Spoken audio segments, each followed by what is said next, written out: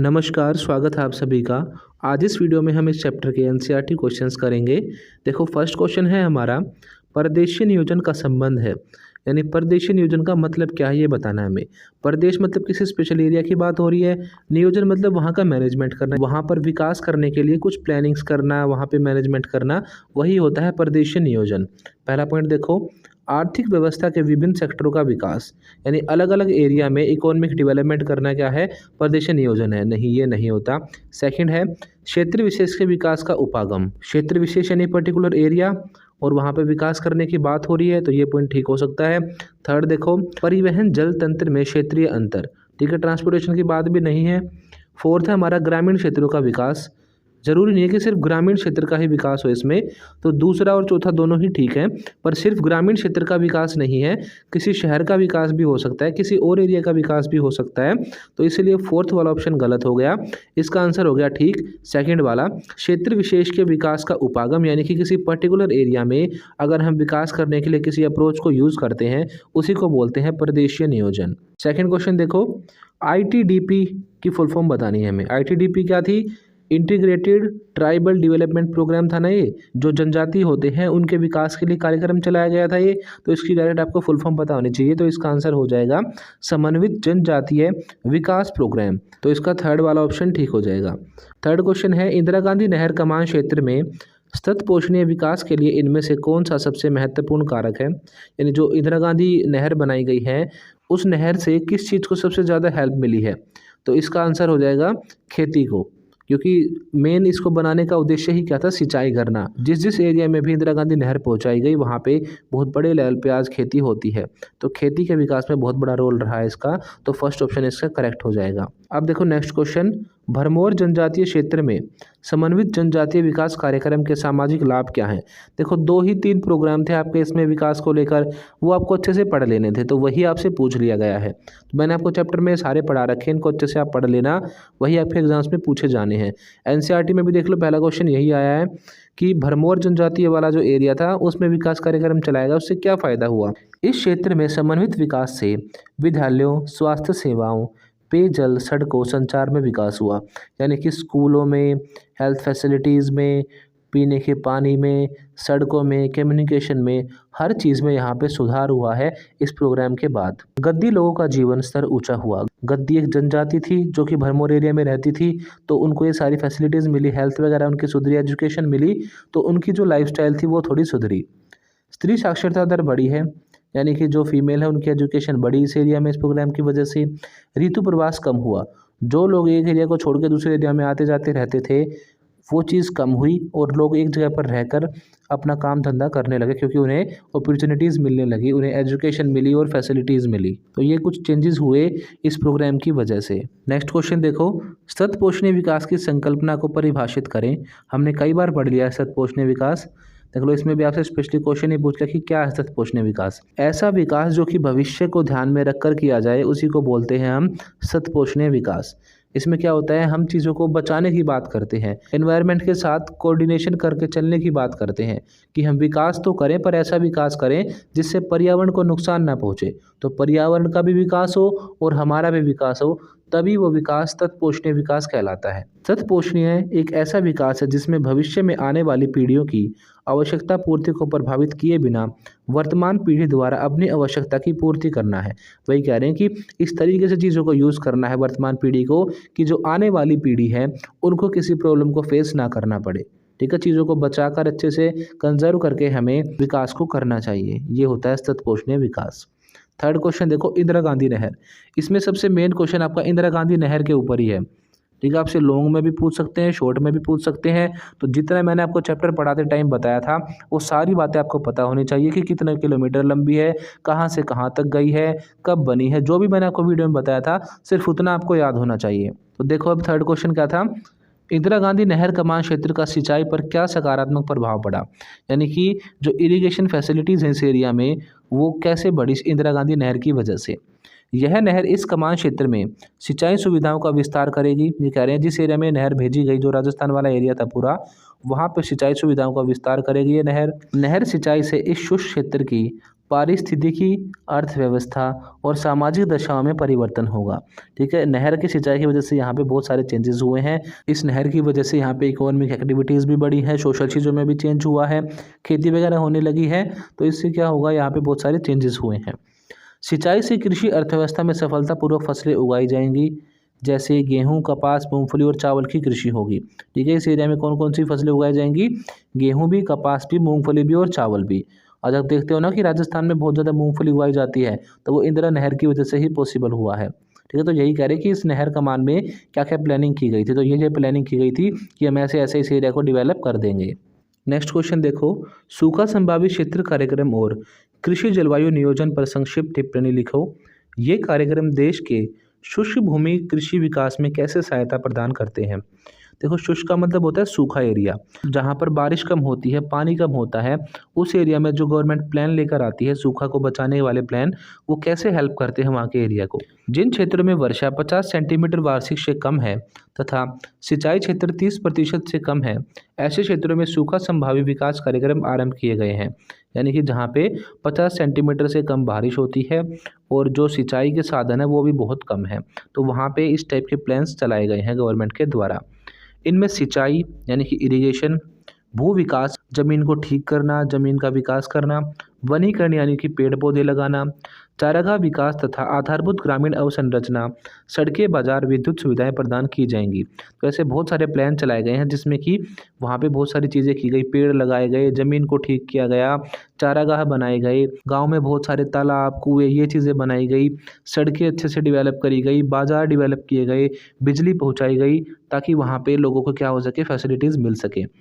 इन क्षेत्रों में जलवायु की कमी को पूरा करने के उपाय किए गए, मतलब नेचुरली जो चीज़ें नहीं मिलती थी उनको पूरा करने के लिए हर एक चीज़ की गई यहाँ पे। जल संभव विकास के कार्यक्रम आरंभ होंगे, यानी कि जल को बचाने के लिए बहुत सारे प्लान, बहुत सारे प्रोग्राम चलाए जाएंगे। यहाँ सिंचाई के विस्तार से यह क्षेत्र सूखे के प्रभाव से बच जाते हैं, यानी यहाँ पे इरिगेशन फैसिलिटीज़ पहुँचाई गई जिससे कि इस एरिया में सूखा ना पड़े। शुष्क कृषि के अधीन ऐसी फसलों की कृषि की जाती है जो कम नमी में पनप सकें। इस टाइप की फसलें बोई जाती हैं जो कि सूखे एरिया में भी हो जाती हैं।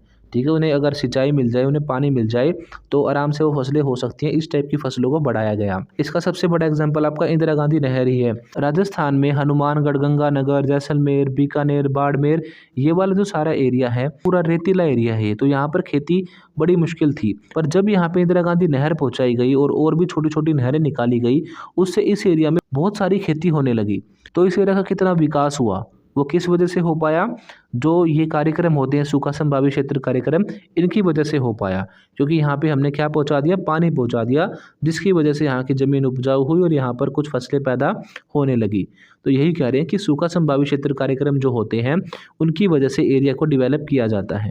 नेक्स्ट क्वेश्चन देखो, इंदिरा गांधी नहर कमान क्षेत्र में सतत पोषणीय विकास को बढ़ावा देने वाले उपाय सुझाव।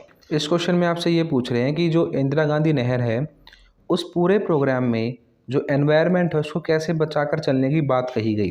देखो, सतत पोषणीय विकास का मतलब मैंने अभी आपको बताया था कि ऐसा विकास जिसमें कि पर्यावरण के संरक्षण की भी बात हो और विकास की भी बात हो, यानी कि बिना पर्यावरण को नुकसान पहुंचाए विकास करना।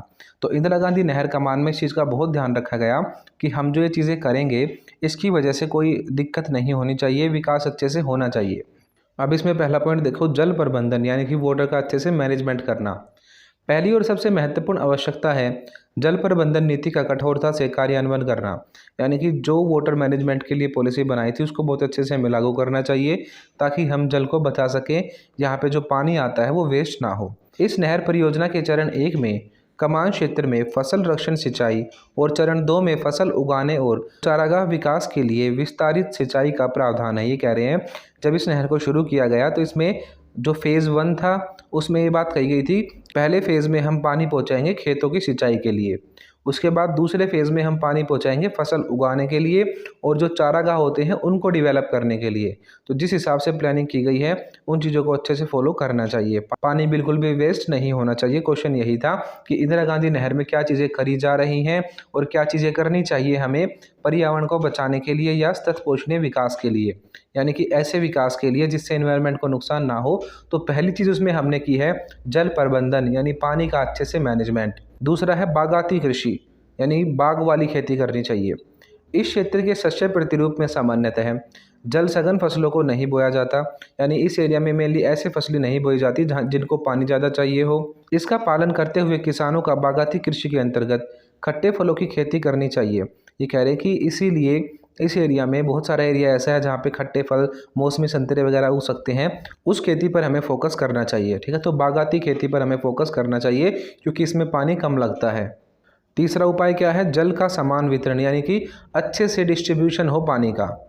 कमान क्षेत्र विकास कार्यक्रम जैसे नालों को पक्का करना, भूमि विकास तथा समतलन और बारबंदी पद्धति प्रभावी रूप से क्रियान्वित की जाए ताकि बहते जल की क्षति मार्ग में कम हो सके। ये कह रहे हैं कि जो ये रास्ता है पूरा, जहाँ जहाँ तक हमें पानी पहुँचाना है, कमान क्षेत्र का मतलब होता है जहाँ जहाँ तक उस पानी की कमांड हो, यानी जहाँ तक वो पहुँच सके। ठीक है, तो जो भी नहर का कमान क्षेत्र है उसे हमें डेवलप करना चाहिए। जितने भी नाले वगैरह आते हैं रास्ते में, सबको पक्का कर देना चाहिए, कच्चा नहीं होना चाहिए कुछ भी, ताकि पानी जो है वो अच्छे से पहुंच पाए। ज़मीन जो है उसको डेवलप करना चाहिए, ये नहीं है कहीं पर पहाड़ आ रहे हैं, कहीं पर कुछ आ रहा है, मिट्टी वगैरह भर गई, ये हो गया। इन सारी चीज़ों को हमें ठीक करना चाहिए। समतलन यानी कि ज़मीन को प्लेन कर देना चाहिए। बारबंदी, ठीक है, जो मतलब अच्छे से पानी को रोकना चाहिए अगर पानी कहीं से लीक हो रहा है तो ये सारी चीज़ें हमें करनी चाहिए ताकि क्या हो, बहते जल को रोका जा सके और जो पानी वेस्ट हो जाता है उसको बचाया जा सके। तो जल का अच्छे से डिस्ट्रीब्यूशन करना चाहिए, चीज़ों को मैनेज हमें करना चाहिए। फोर्थ क्वेश्चन है भू सुधार, यानी ज़मीन जो है उसको भी सुधारना चाहिए। इस प्रकार जल आक्रांतता एवं लवण से प्रभावित भूमि पुनः सुधार किया जाएगा। उस जमीन को भी सुधारने की बात की गई है इंदिरा नहर परियोजना में, जहां पर क्या हो गया है, लवणता बढ़ गई है या कोई दिक्कत हो गई है, तो भूमि सुधार के भी काम आएगी इंदिरा गांधी नहर। तो हर चीज़ क्या दिखा रही है हमें कि इंदिरा गांधी नहर में हमने पर्यावरण को साथ लेकर चलने की बात की है, सत पोषणीय विकास की बात की है। उसके बाद फिफ्थ पॉइंट है वन विकास, यानी कि हमें पेड़ लगाने चाहिए। वनीकरण, वृक्षों का रक्षण, मेखला का निर्माण और चारागाह विकास। इस परियोजना में ये बात भी खास कही गई है कि हमें पेड़ लगाने चाहिए बहुत ज़्यादा, ठीक है, और चारागाह डेवलप करने चाहिए। इस क्षेत्र विशेषकर चरण 2 के भंगुर पर्यावरण में पारितंत्रिक विकास के लिए अति आवश्यक है। आपको बस यहाँ पे सिंपली ये लिख देना है कि इसमें बहुत सारे पेड़ों को लगाया गया और वनों का विकास किया गया। 6 पॉइंट देख लो, कृषि विकास यानी कि खेती का विकास। इस प्रदेश में सामाजिक स्तर पोषणता का लक्ष्य तभी हासिल किया जा सकता है यदि निर्धन आर्थिक स्थिति वाले भू आवंटियों को कृषि के लिए पर्याप्त मात्रा में वित्तीय और संस्थागत सहायता उपलब्ध करवाई जाए।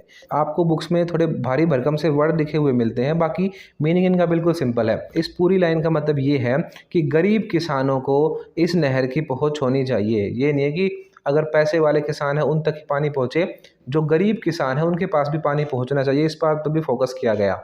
अब देखो यहाँ पे लिख कैसे रखी इन्होंने, यदि निर्धन आर्थिक स्थिति वाले भू आवंटी हो, भू आवंटी मतलब किसान जिनके पास जमीन है, और निर्धन यानी गरीब, तो निर्धन आर्थिक स्थिति यानी कि गरीब किसानों के पास खेती के लिए अच्छी मात्रा में पानी पहुंचना चाहिए, कोई दिक्कत नहीं होनी चाहिए। 6 पॉइंट में ये कह रहे हैं। तो आप ज़्यादा बुकिश लैंग्वेज मत लिखना, सिंपली आप अपने लैंग्वेज में इसका आंसर लिख सकते हो। बस आप हेडिंग सारी याद कर लेना, हेडिंग याद करके और अच्छे से अपने आप एक्सप्लेन इनको कर देना। अब देखो 7वां पॉइंट, आर्थिक विविधीकरण, यानी कि इकोनॉमिक जो चीज़ें हैं उस पर भी बहुत ध्यान रखना चाहिए। मात्र कृषि और पशुपालन के विकास से इस क्षेत्र में आर्थिक सतत पोषणीय विकास की अवधारणा को साकार नहीं किया जा सकता। ये कह रहे हैं सिर्फ खेती पर ही डिपेंड नहीं रह सकते हम, हमें और भी कुछ तरीके अपनाने पड़ेंगे जिससे कि इनकम हो सके कुछ। कृषि और इससे संबंधित क्रियाकलापों को अर्थव्यवस्था के अन्य सेक्टरों के साथ विकसित करना पड़ेगा। खेती के साथ साथ और भी इकोनॉमिक चीज़ों को हमें साथ में लेकर चलना पड़ेगा और इस नहर से उनको भी डेवलप करना पड़ेगा। इनसे इस क्षेत्र में आर्थिक विविधीकरण होगा तथा मूल आबादी गांवों, कृषि सेवा केंद्रों और विपणन केंद्रों के बीच प्रकार्यात्मक संबंध स्थापित होगा।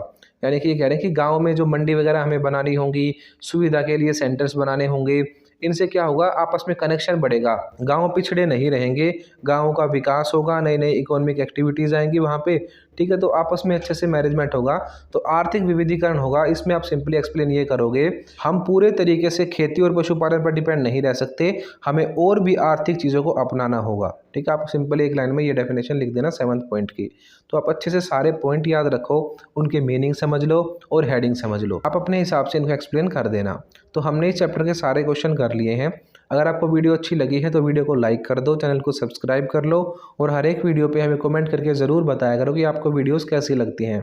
अगर आपको ज्योग्राफी के हैंड रिटन नोट्स पीडीएफ चाहिए तो हमें इस नंबर पर व्हाट्सएप करें। आपको सिंपली इस पर 12th ज्योग्राफी नोट्स लिख के मैसेज सेंड करना है। आपको नोट्स बहुत ही नॉमिनल प्राइजेस पर मिल जाएंगे। अगर आप अदर सब्जेक्ट्स के भी चाहते हैं तो आपको 12th लिख के आगे वो सब्जेक्ट मेंशन करना है। जैसे आपको हिस्ट्री की चाहिए तो 12th हिस्ट्री नोट्स, पॉलिटिकल की चाहिए तो 12 पॉलिटिकल नोट्स लिख के मैसेज सेंड करना है। And other details you will get on WhatsApp. Thank you. Like share and subscribe. मुझे पता है ये लाइन सुन सुनकर आप लोग बोर हो चुके हो और मैं भी कह कहकर पक चुका हूं, लेकिन आपके एक लाइक शेयर और सब्सक्राइब से आपको पता है कितने लोगों की रोजी रोटी चलती है। यहाँ पर कैमरामैन है, एडिटर्स और मैं हूं। तो प्लीज़ यार कर दो, 1 मिनट के लिए वीडियो को पॉज करें और लाइक शेयर कमेंट ज़रूर करें। ये मत सोचना कि कोई और करेगा, वो भी ये सोचते हो निकल जाते हैं। तो प्लीज़ अभी कर दीजिए, कर दो प्लीज़।